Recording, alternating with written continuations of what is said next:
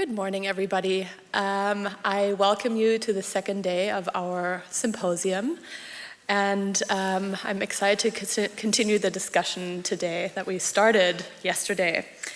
And now it's my pleasure to introduce the first speaker. Agustin Arteaga is the director of the Dallas Museum of Art. Prior to his current position, Arteaga was director of the Museo Nacional de Arte, MUNAL, which he will talk about today in Mexico City, the director of the Museo de Arte de Ponce, MAP, in Puerto Rico, and the founding director of the contemporary art museum Museo de Arte Latinoamericano de Buenos Aires, MALBA, Fundación Constantini in Argentina. And if you ever want to hear about this exciting stories, he has exciting stories to tell about the actual construction and foundation of this museum, so you should ask him in the break.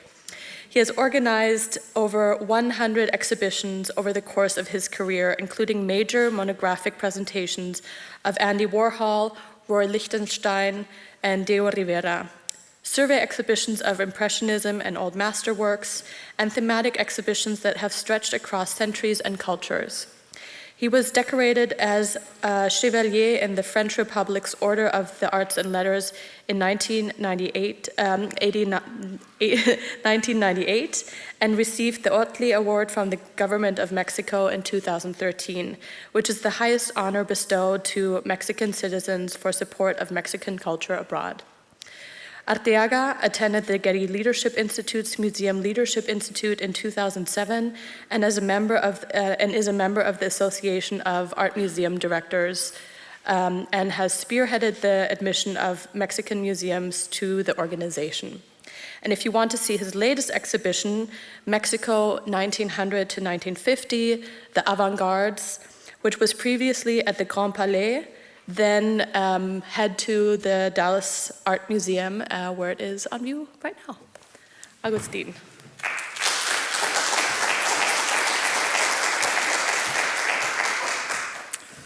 Good morning, everyone. It's such an honor to be here. And before I start, I would like to say to Tom, Kim, Aleka, Jennifer, Alisa, Marisa, et al., thank you so much for making this possible.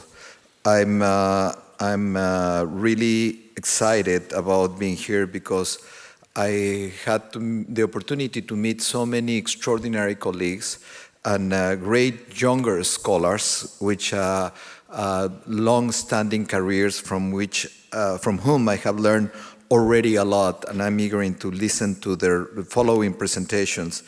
And it's a challenge to be here after such an exciting and revealing session yesterday. So I promise that I will try not to bore you too much. So probably a little bit, but not too much.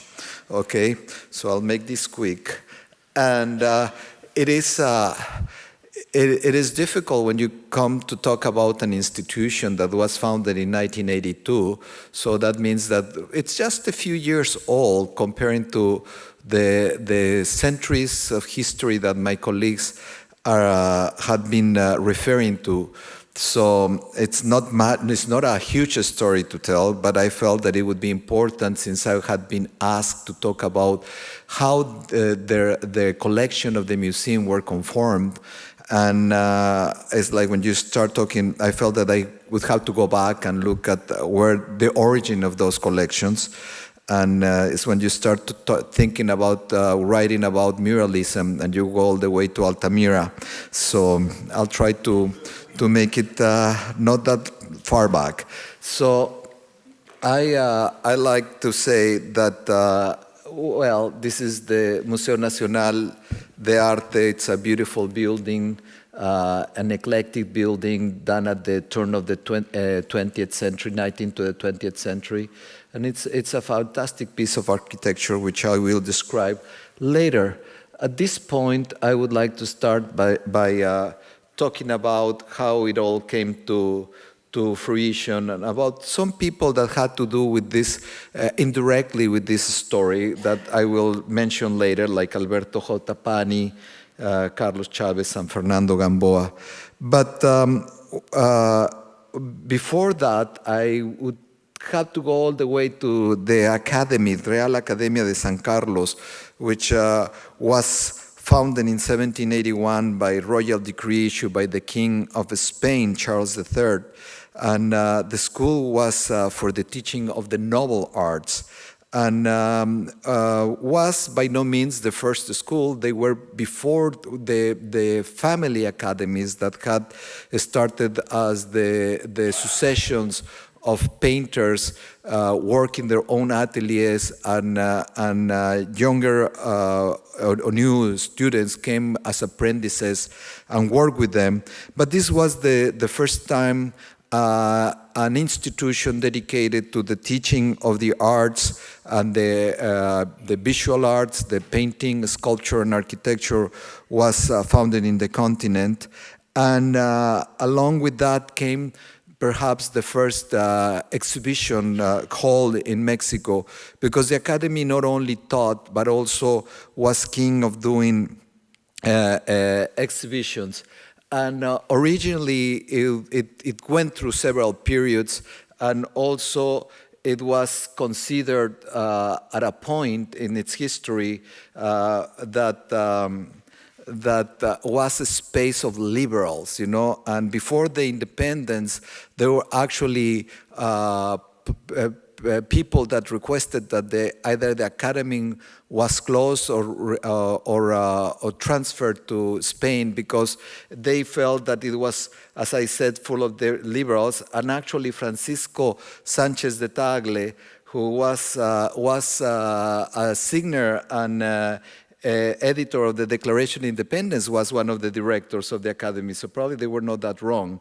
And Pedro Patiño Estolinque, who was one of the important professors at the Academy at the time of the closure of the independence, he went and fought along with General Vicente Guerrero. And so there was a big component of situations with that, but we can see how the Academy was during the 19th century, when this early photograph, how it looks now. And following the European traditions, the idea was to bring models and plasters to study from, and that would be used for students to do the drawing sessions. And some of them, of this big collection, had a few hidden jewels. There was painting that was brought in, and the collection grew not only from what was acquired, but also from the exhibitions that were presented and the works of the teachers of the Academy that would have to provide works yearly for their collection. So as I was talking about exhibition as well, the Academy kept organizing shows and had a major role at the turn of the century. And we may recall the famous exhibition organized in 1910 by Dr. Atl, where the greatest painters of the Mexican school were introduced, like Diego Rivera and Siqueiros. To follow the collections of this, we have to see that there had been many attempts, and this has been largely covered yesterday, and I'm sure that it will be more in depth today, how the evolution of Mexican museums happened to occur. But it's important to mention that at the time of the independence, José Guadalupe Victoria in 1825 founded the Museo Nacional, and later on Maximilian of Habsburg transferred the Museo Nacional to where it is actually now el Museo Nacional de las Culturas. But these collections were moved from one institution to another. And later, to make a very long story short, would come to modern times with the attempt of creating a first museum. And this happened to be done in 1934 in El Palacio de Bellas Artes. And it was an idea that was put together by Alberto J. Pani and Federico Mariscal, who was the architect that took over the beautiful building that was originally designed in a Beaux Arts style, which I actually had always related more to the being Venetian architect Adamo Boari. I feel that it had a larger connection to Vienna and than properly the French Beaux-Arts style. And I think that's something that has not been properly addressed. But the interior of the building has become an icon. It's a gorgeous Art Deco building in the inside that was finished by Federico Mariscal in 1934. But it was not until 1947 when it actually came to be a museum in all forms.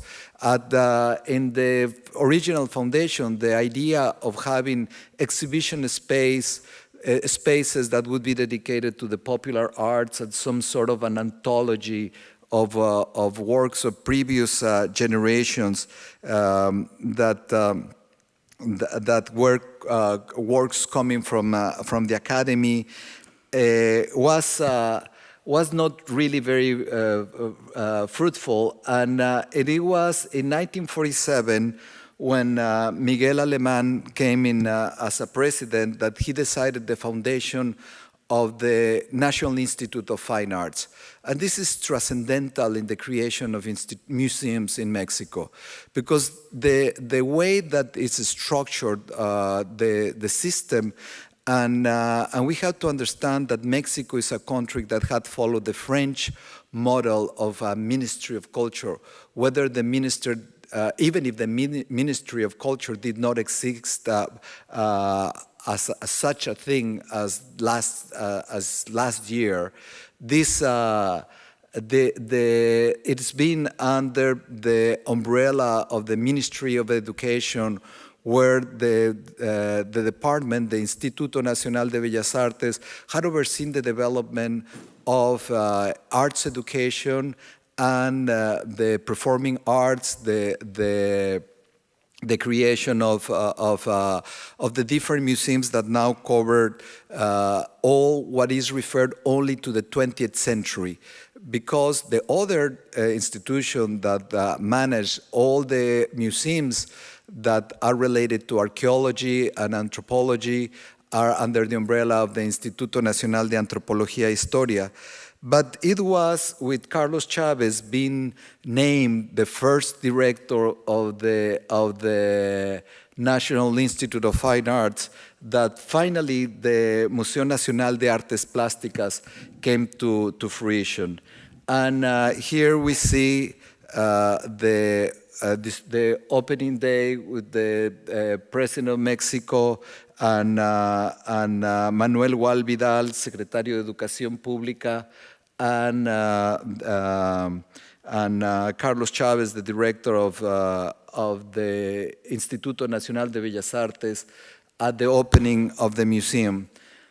This was an attempt to do a museum that could gather the story of Mexican art, and it actually started with pre-Hispanic art. The installation was beautifully designed, and it was an attempt to make a modern museum, though it is quite interesting to hear what the own director of Bellas Artes said about the opening, and it was worked by Fernando Gamboa, who was instrumental in the development not only of many museums and galleries in Mexico, but of style of presenting works of art. We heard yesterday about the many numerous exhibitions of Mexican art that were presented in Europe through the 50s, and he undertook the endeavor of bringing Mexican art to all continents. He was known for being in the right time at the wrong time, in the right place at the wrong time, like at the time of the coup in Bogota, and also at the time of the coup in Santiago de Chile, in both occasions presenting Mexican exhibitions that he had to actually take away from those institutions and back to Mexico because of the war scene that was happening. And Fernando Gamboa said at the time, the modern concept of museography allows us to affirm that it's about the art and science of imparting objects in a specific place, maybe the museum or exhibition hall, a historical moment or national park, a logical and rational appearance, simple and able to thrill and please the spectator, and above all, to provide a just, comprehensible, and invigorating interpretation of values enclosed in the different creation of human activity, end of quote.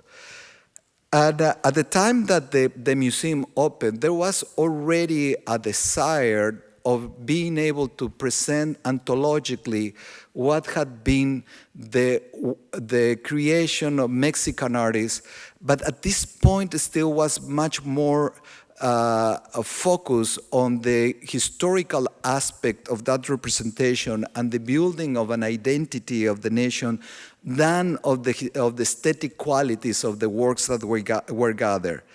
And Carlos Chavez, at the opening discourse of the museum, said in his speech, in his inauguration speech, quote, "Neither from technical, architectonic, or administrative point of view, the solution presented today is good in a strict sense. Nevertheless, it is the best possible solution with the resources at hand, meaning the implacable architecture of the Palacio of Fine Arts and the modest economic means available, the immense plastic wealth of Mexico requires neither serve a grand building expressively built." So the idea of building a museum, it has been through the times, through the creation of the National Institute, in the minds of many of the directors, and naturally, of course, of Gamboa and many other intellectuals of the time.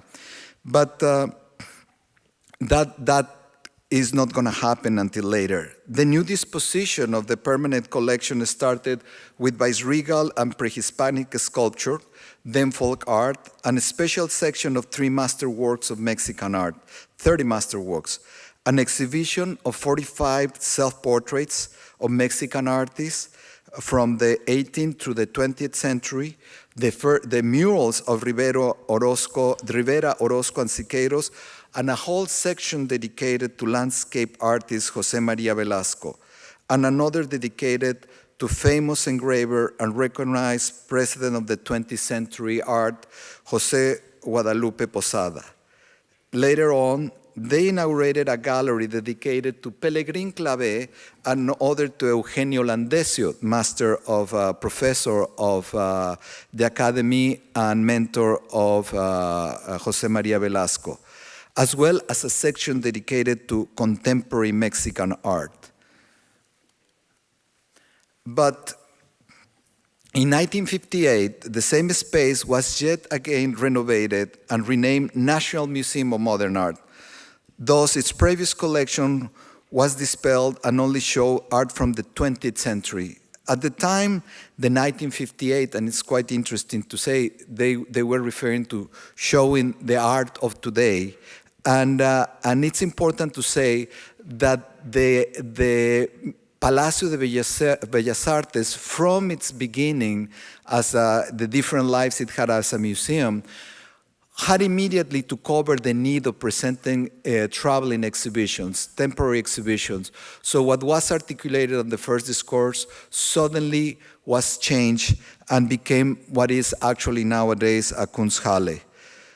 But it's during the years of 1964 that when Adolfo López Mateos was president, is this the time when, as preparing for the Olympic Games, Mexico makes the big jump into the 20th century, creating enormous institutions, being the Museo Nacional de Antropología e Historia, the most famous of them all up until now, I would say.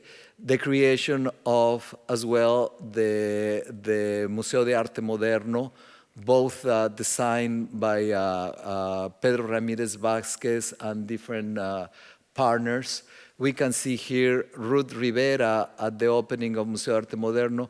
And we're going to see also that even at those national museums, the use of private collections has been of a base required due to the lack of collections. And yesterday was already addressed that, collecting in Mexico has not been much of a structured, systematic program, and resources are aleatory and happen at different times.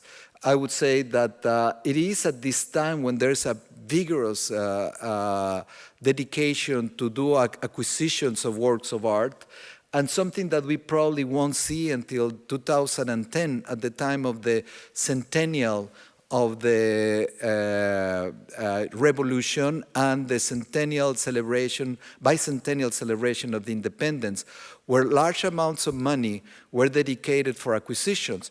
Unfortunately, those resources came in last minute, and museum directors and staff had to go out and buy.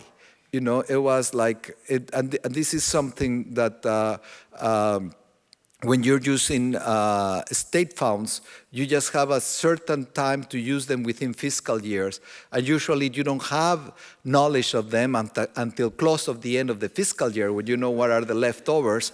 So this wasn't probably not the best way to invigorate acquisitions as that actually were a good amount of the money provided went to Museo Nacional de Arte to enlarge its collections at that time. So at the time also La Pinacoteca Virreinal was open, but also the Museo del Virreinato in Tepoztlán. It was a flourishing time of museums. La Nahuacalli was renovated as well, and the old other museums, the Museum of National History in the Chapultepec Park, and the Museum of History of Castillo de Chapultepec, all those were coming to that. But from that moment till 1982 is when finally there is the idea of creating an ontological institution that would gather art from all times was created by a decree signed in 1981 by President José López Portillo. A decree is something like an executive order. We know about executive orders. And building I'm gonna go back here now and say that we're gonna see that this was also, I would say that the first time there was a planning, an intellectual planning of an institution.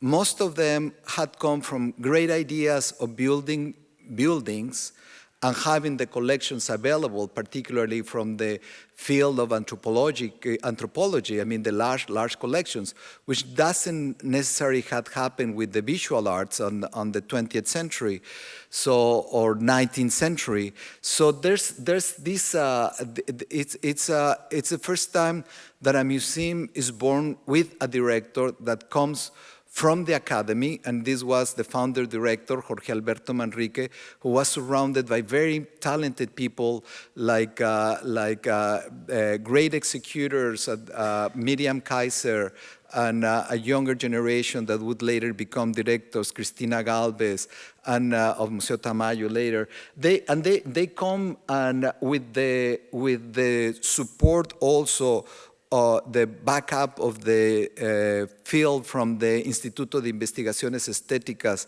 in UNAM. And we see there's a whole bunch of articles that tell you about what actually happened at the time, and we can see here the discourses. Well, we don't see much. We still see Carmen Beatriz López Portillo, president's daughter. So, but this is what it happened. And the building chosen to be the Museo Nacional was a building designed by Silvio Contri, a quite interesting architect because he's Italian of origin, and he dies having 3 nationalities because before coming to Mexico, he's working in Chicago, and he's actually working on skyscrapers. And he uses the technique of the skyscrapers, which is the molding of concrete to do what would be like the stone carved of balustrades and all the decoration of the building. There was no money was no objection, so Fonderia Pigioni provides all the iron and bronze works, and the family Copede does all the mural plafonds, the ceiling plafonds, which are absolutely beautiful, and they represented the positivism of the Porfiriat. And when you go there, I remember one of my good friends, now good friends from yesterday, and colleagues saying that he had to spend a whole conference of an hour with no slides, and I have no slide for that, so I'm gonna do what you did and referred a little bit about that, And the iconographic program is this, the open glory. It's a ceiling like Apertura de Gloria, where you see at the end the nation, the patria, the motherland being crowned. But it's supported through labor, justice, education, the arts, and of individual panels that surround the whole ceiling. So the building was done to host the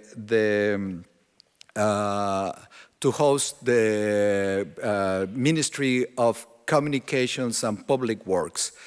And it served that purpose until 1952, when then became, for a time, shared office spaces with the offices of the Senate next door to it and the National Archives.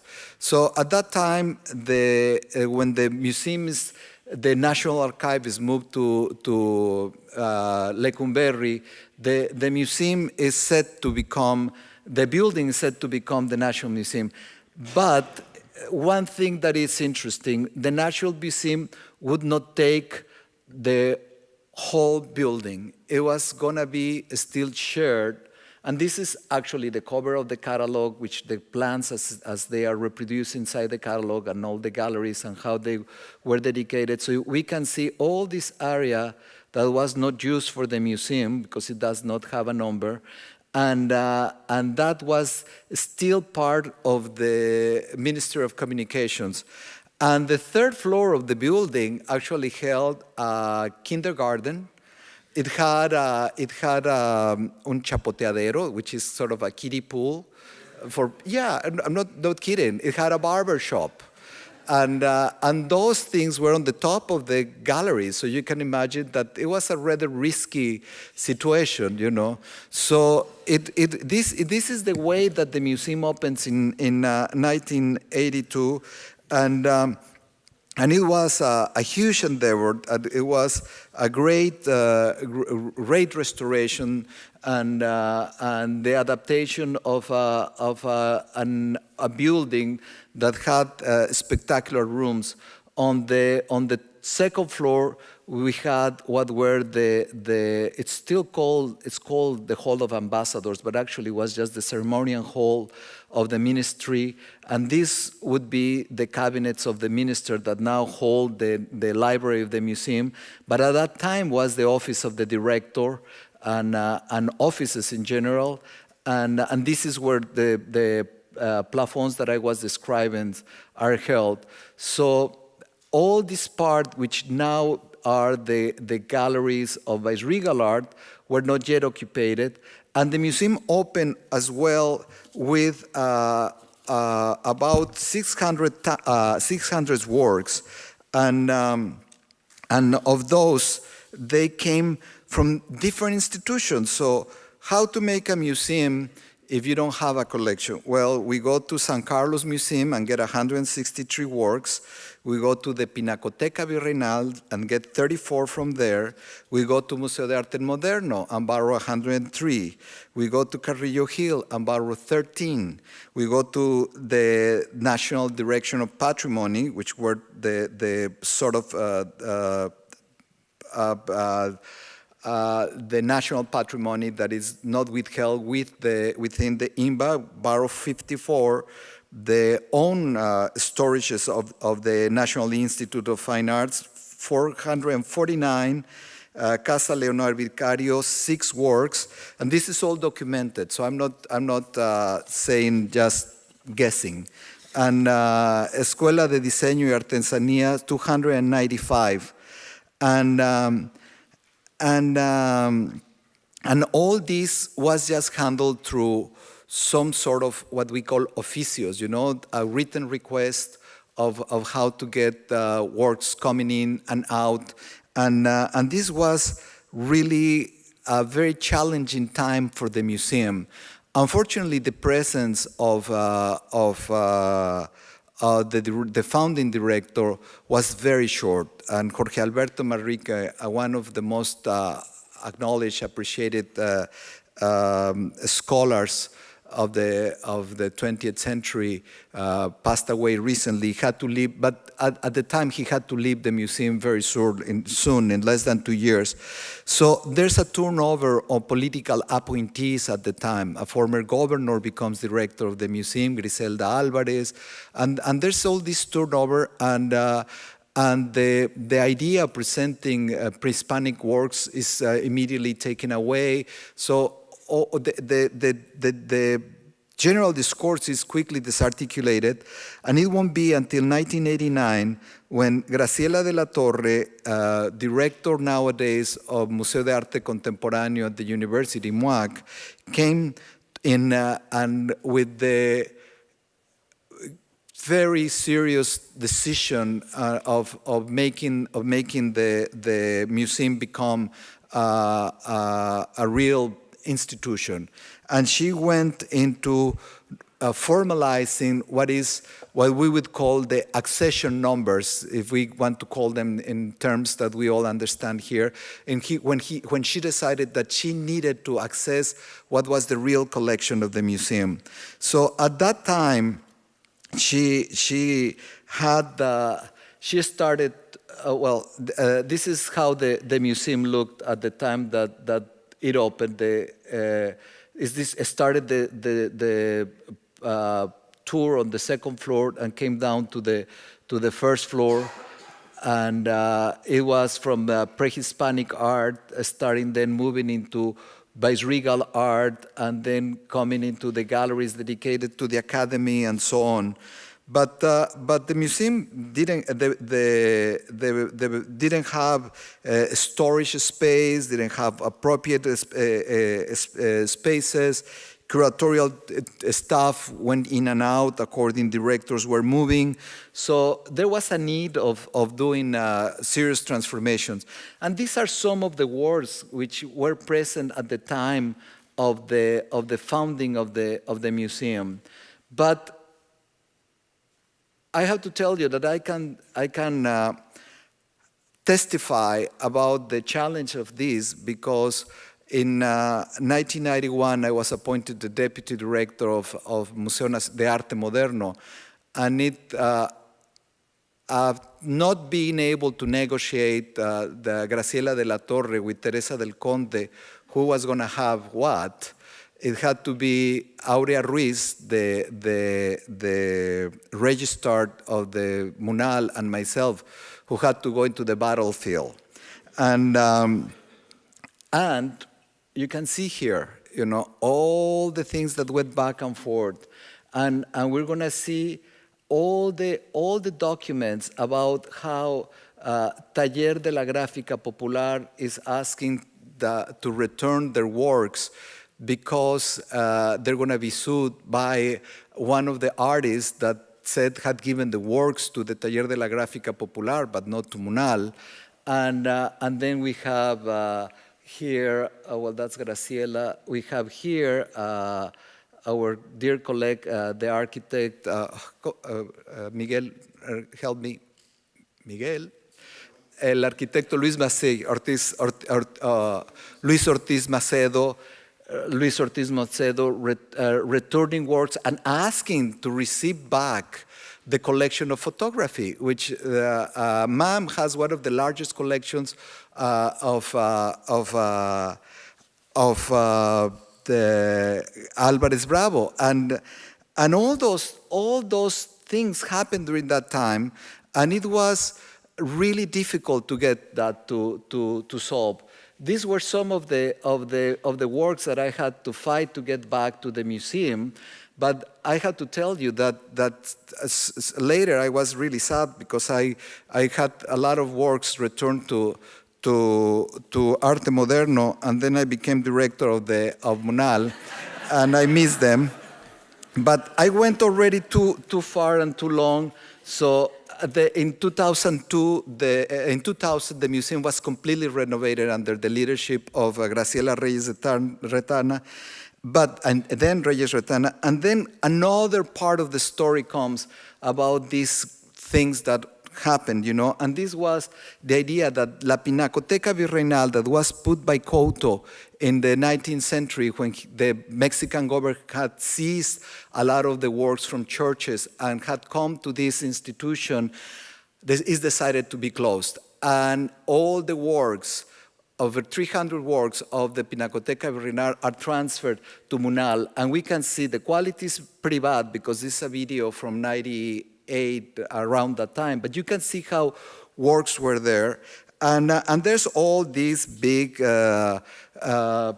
scandal about whether this place should be or not closed. It actually turned out to become the first official Kunsale as a space for contemporary art once it closed from being that. So I have to wrap up by saying that in 2000, I'm going to try to see if I can advance that. I don't know. Well, okay, all right. So, because I know that I'm over the time, I'm sorry about that. That's what happens when you don't read your exact minutes. So, in 2000, the museum took over the whole building.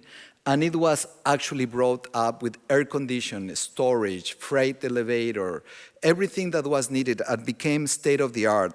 And it enlarged galleries from 3,700 square meters to 5,700 square meters. It grew also in all the facilities needed, workshops and all that was required to make a new museum. At the time that it opened in '82, Javier Barros Valero said, that the director of Bellas Artes, that the museum had to cut the story to tell in 1950 because we could not represent. We needed time to look back before being able to incorporate to the museum artists of the time, contemporary artists of the time.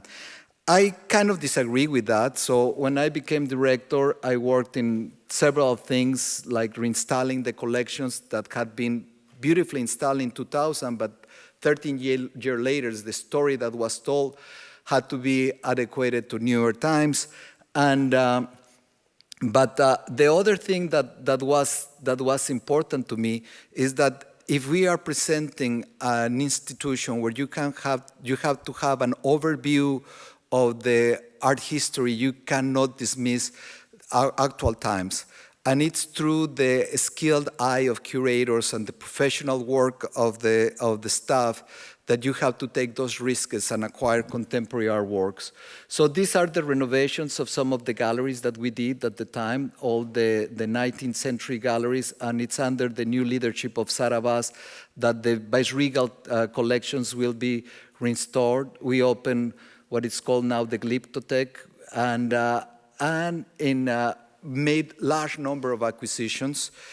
We received from murals to the great groups of Zúñiga sculptures.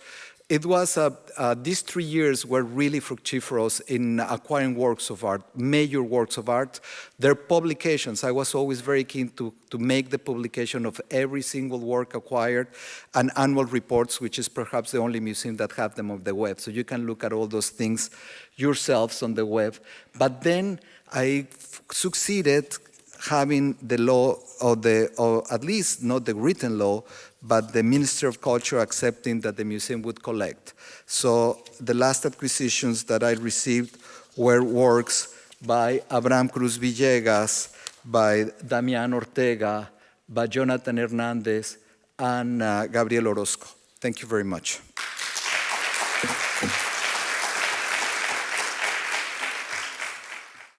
Our next speaker is Francisco Corrales-Ulloa, who has been archaeologist of the Museo Nacional de Costa Rica since 1983.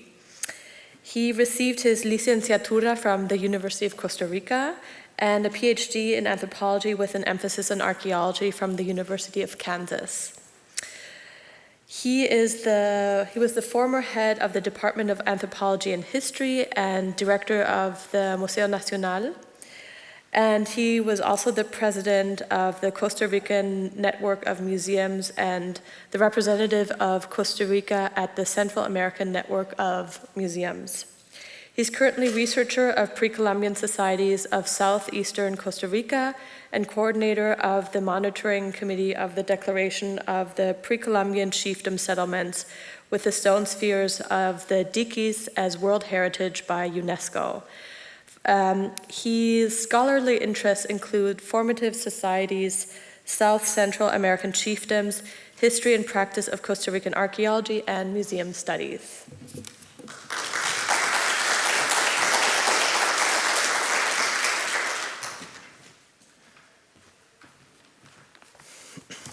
Thank you. Thank you very much to the organizers to invite me.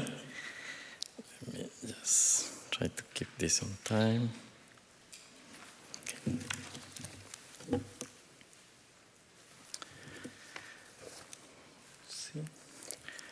The creation of the National Museum of Costa Rica in 1887 was framed with a construction of nation-states in Latin America as a result of independent movements in the 19th century.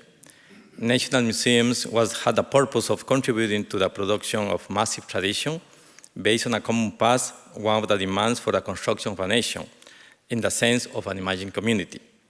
However, in the case of Costa Rica, derived in a simplistic representation of the pre-Columbian past as remote as mysterious societies which remained for several decades.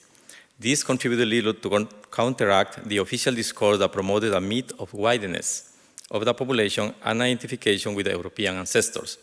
The situation had been progressively reversed after the professionalization of archaeology in Costa Rica since the 1970s and the official recognition of a multi-ethnic and plurilingual identity in the 1990s. Likewise, due to the unrestrained activities of looters and collectors in the 19th century, legislation was created to allow public institutions to acquire archaeological collections from the 1950s onwards. This activity, prohibited in the 1980s, was the basis for the development of specialized museums of gold and jade. In this presentation, I explored the establishment of archaeological museums on the role of the pre-Columbian past in Costa Rican identity, pointing out the different histories of the National Museum of Costa Rica and the most recent pre-Columbian Gold Museum and Jade Museum. I also comment on the recent development of community or local museums, with a particular mention to the side museum of Finca 6. In the 19th century, as a part of the consolidation of official nationalism during the construction of nation-states in Latin America, institutions and discourses were created from above to naturalize and legitimize a political and social hierarchy. For example, museums and national archives had a function of massively producing tradition based on a common past, one of the requirements to anchor the concept of a nation. Likewise, teaching of history became an instrument of nationalistic assertion. However, the conception of history varied according to liberal and conservative thoughts about the past. The liberal conception broke up with the past, both Spanish and indigenous, which was considered an obstacle to progress. In the conservative view, independence was accepted, but not a rupture with Hispanic legacy. For the exponents of these ideas, the past refers essentially to the narration of the Spanish enterprise, where the indigenous groups were seen as a background curtain. In the case of Costa Rica, the independence did not produce a revaluation of the natives, who were presented as a very few and backward. Local historians and intellectuals described indigenous peoples as primitive, in contrast with the civilized Europeans. In this process, it was fundamental the environment created around the celebration of the 4th centenary of the discovery of America promoted by Spain to restore its preponderance. All this led to the exclusion of the indigenous people from the nationalistic discourse that was developed in the late 19th century. The ruling class oriented its value towards Europe, accepting an intellectual colonialism and assimilating racial and cultural prejudices. This was combined with the ideological process of widening, where the indigenous was minimized and the differences were accentuated in relation to the other Central American countries. This meant that the teaching of the pre-Hispanic past in the basic education programs was done in a schematic and demeritorious way, without temporal depth and with the Eurocentric prejudice.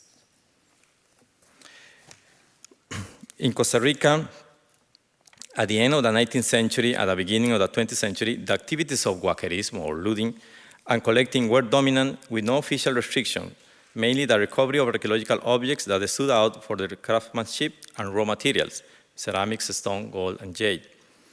The research was scarce, related to collecting and made by naturalists and foreign travelers who, as part of their studies, described archaeological remains. Knowledge of the archaeological wealth of the country was a result of the activities of looters and collectors. Little contribution was given by archaeological studies, since the development of archaeology at that time was very incipient. Some US scholars like John Bradford and Earl Flynn and Swedish Carl Hartman were commissioned by their museums to obtain objects for their collections. They did not contribute to create a local school, since their works were more of the expedition type, responding to the interests of the sponsoring institutions. They had contact with official representatives, but also kept close relationships with looters and collectors. Within this context, the National Museum of Costa Rica was created in 1887, following the tendency of other countries to create this type of institutions with the purpose of inventing and exhibiting a common past based on pre-Columbian roots. National museums are characterized by the concentration of heritage, and they reflect the vision of the dominant group. Its location in political economic centers reflects this purpose. The National Museum assumed the role of depositary of the national heritage. However, in the official decree that created it, its functions were of a center of study and exhibition of the natural and cultural legacy. The latter was centered on the artistic without specific mention to the pre-Columbian patrimony. Neither the decree of creation in 1887 nor the reorganization of the museum in 1917 granted the museum an obligation regarding the defense of archaeological heritage. It is until the 1930s that the museum began to take action in this regard. As a result, the beginning of the museum during the 19th and early 20th centuries presented a pre-Columbian past within a framework of remote and mysterious societies, without direct relation to the present. The beginning of the new museum were very modest, suffered great economic crisis, and depending on the work of national and foreign volunteers. Its infrastructure was very simple, since a majestic building was not built to house it. The museum initially had a gallery 50 meters long and 4 meters wide, where the collections of insects, minerals, desiccated animals, and archaeological artifacts were exhibited. Since there were no professional trained personnel in the management and study of pre-Columbian artifacts, the displays were based on the presentation of decontextualized objects. There was no strong official support for the management of the museum, except in the case of international exhibitions. The activities were oriented towards the formation of art collections, but the museum had very few personnel and it was more concerned with natural sciences. The first board of directors was essentially composed of people from those fields. Several factors affected this. The local elite did not encourage an appropriation or an invention of the pre-Columbian past that would serve as a foundation for the new nation.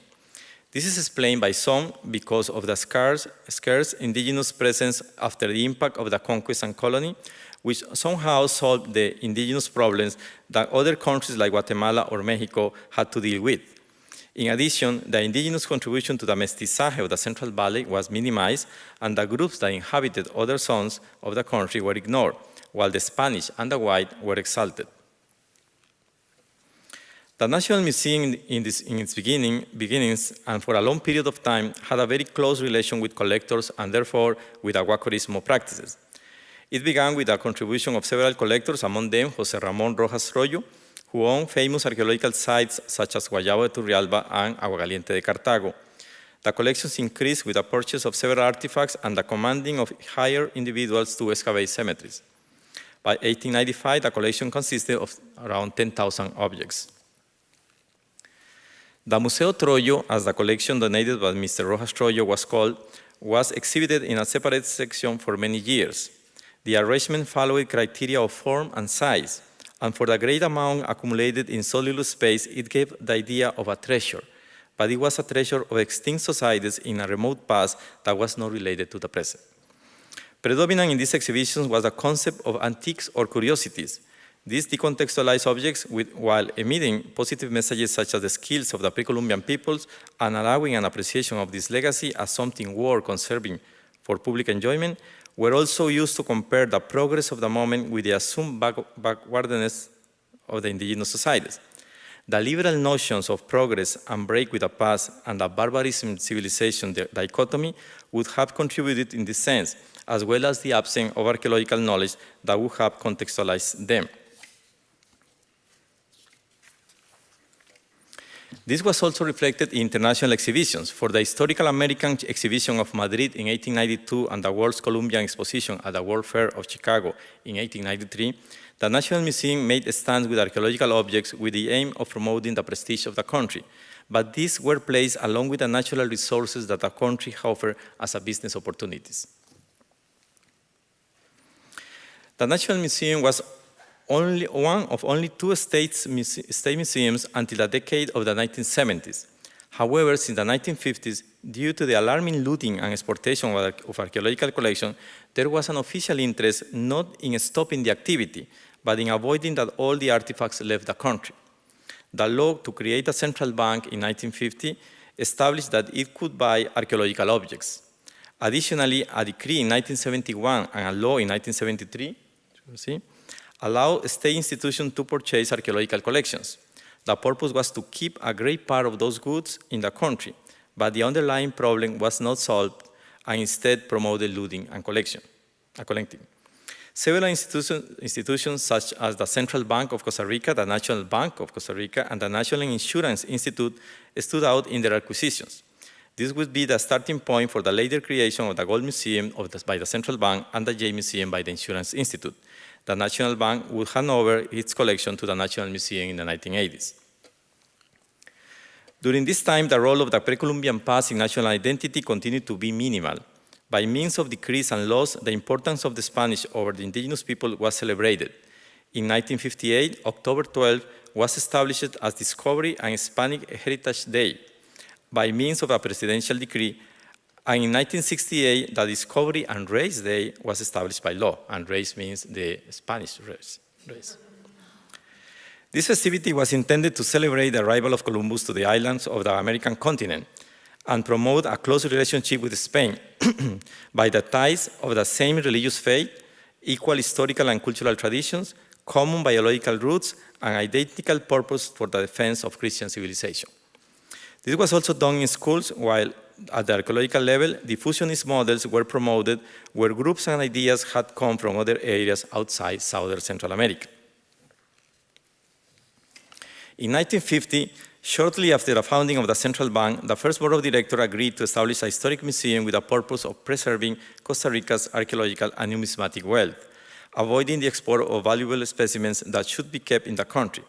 There was an emphasis in the acquisition of objects of gold, but artifacts in ceramic and stone were also obtained for conservation and research purposes. During the 1950s and the 1980s, the central bank increased its archaeological collection with the acquisition of important lots of objects, such as the one that appeared in 1956 in Finca 4, a banana estate located in the southern part of the country. In October 12, 1966, the Museum of Gold Objects of Indigenous Arts was inaugurated in a vaulted room located in the 8th floor of the central bank building and open only a few days a week. In the 1970s, a modern underground building was constructed with a square, or Plaza de la Cultura, in the upper part, adjacent to the iconic National Theater. The collection was moved there in 1982, the same year that the acquisition of indigenous objects were suspended by law. It was opened in September 15, 1985, with the official name Museo del Oro Precolombino Álvaro Vargas Echeverría. Currently, its collection includes 3,567 objects of gold, ceramics, and lithics. The pre-Columbian gold collection consists of 1,586 specimens. In addition, there is a small collection of ethnographic objects and local indigenous groups. The exhibition has had several remodeling events. The most recent one is underway, along with the upper square, and it will be completed later this year. The National Insurance Institute, based on the 1971 decree and the 1973 law, acquired archaeological collections with the justification of protecting and preserving the archaeological heritage of the country. Until 1981, when the law was passed prohibiting this practice, the museum's collecting reached 6,889 objects of jade, pottery, stone, gold, resin, bone, shell, and wood. The jade collection accounts for 2,500 objects. All the acquisitions were curated by the renowned Costa Rican archaeologist Carlos Aguilar, who also advised the Gold Museum. The curators of the National Museum decided over the authenticity of the objects.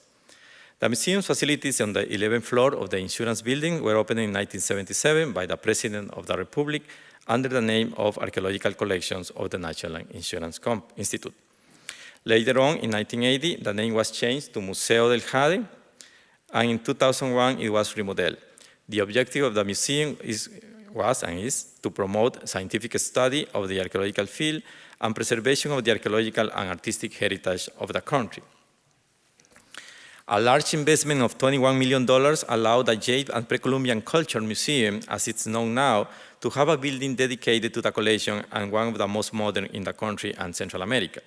It has 5 floors and was inaugurated in 2014. The museum has the particularity of displaying the entire collection.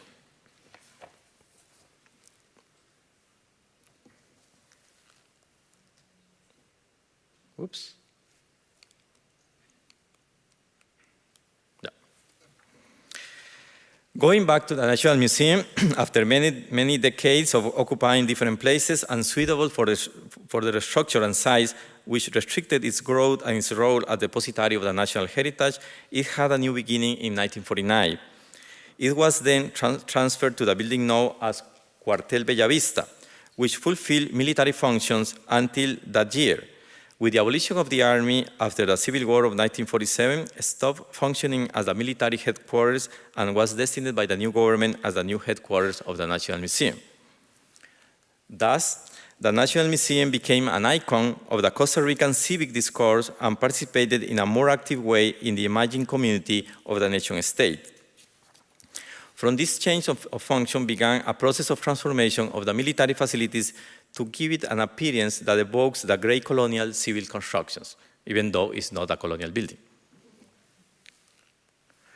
Other military quarters and penitentiaries followed the same path as the Bellavista and were transformed into museums. For example, the Central Penitentiary, Alajuela, Liberia, Cartago, and Punta Arenas military quarters, according with an official discourse that emphasizes civics, peace, and democracy. Some changes related to the study and understandings of the past were essential for the forthcoming development of national museums and creation of local museums.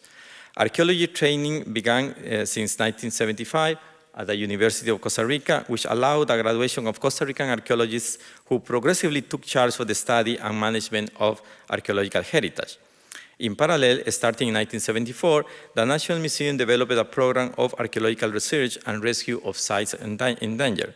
A new law on the protection of archaeological heritage was enacted in 1982 to regulate the practice of archaeology and aspects of illegal traffic, looting, and private collections.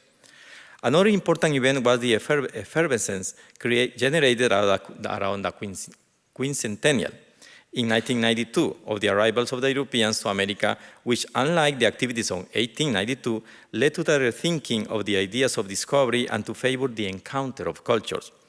But there were also voices of open opposition, especially indigenous movements struggling to claim their rights, and discussion forums opened by different intellectuals. Also, a new legislation established the Day of Cultures to correct the Eurocentric character of the previous laws and decrees.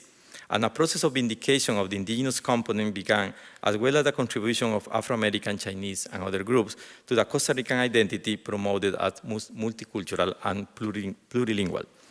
This entailed a change in textbooks, museums, exhibits, and other media that now deal in more detail with the pre-Columbian periods. In 1983, the Directorate of Museums was created within the Ministry of Culture to encourage the creation of regional and community museums to account for local history and traditions.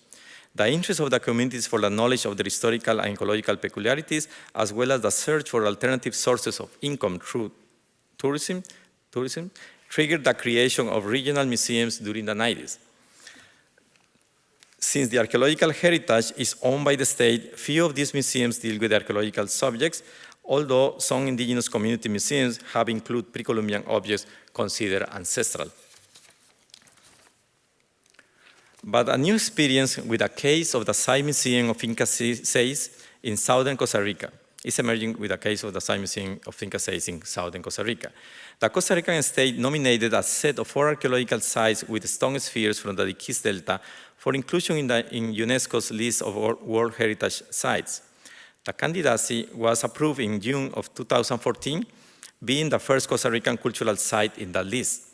The process that led to the declaration also implied a series of institutional adjustments in the management of the archaeological heritage that is expected to have important repercussions at a national level.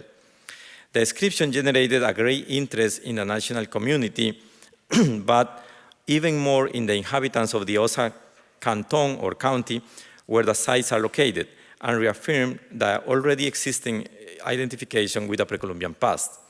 The declaration is also seen as a possibility of development in a place where there is great natural and cultural wealth, but conditions of poverty.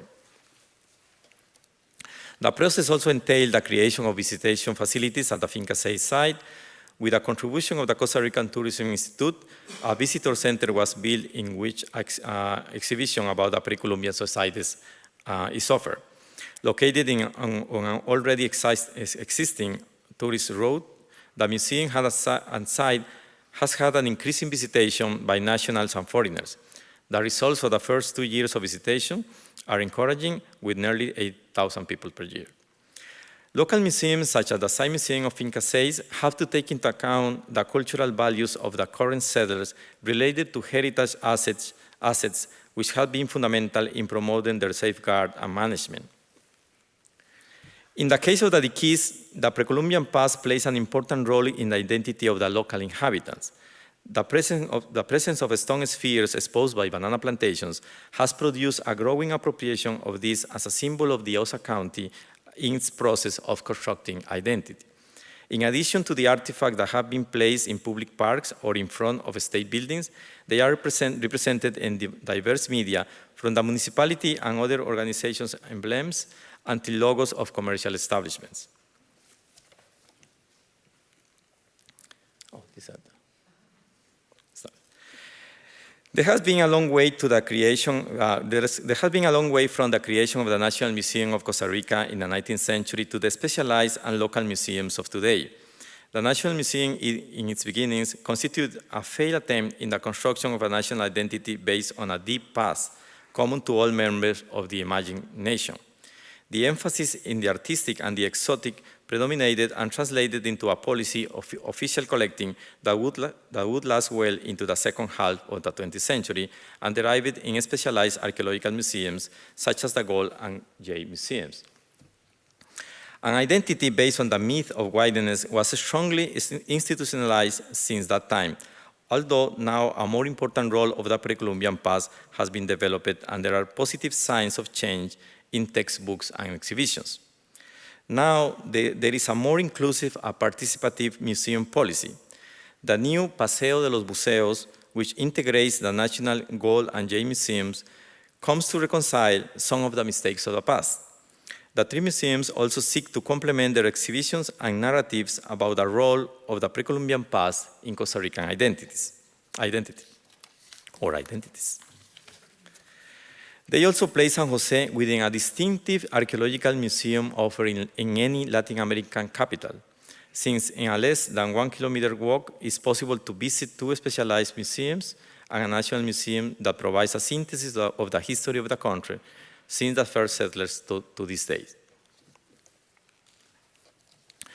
Revisiting the approach of George Henry Revier, creator of the eco-museum movement, museums should be conceptualized as mirrors where the inhabitants of a country gaze to recognize themselves. Although there are still strong remnants of a white Costa Rica successfully developed by the liberals of the late 19th century, there has been a gradual move from the homogenizing discourse of the national museums that sought to mirror a unique image to a new specialized and local museums which contribute to a kaleidoscopic vision of national and local identities. Thank you. Muchas gracias.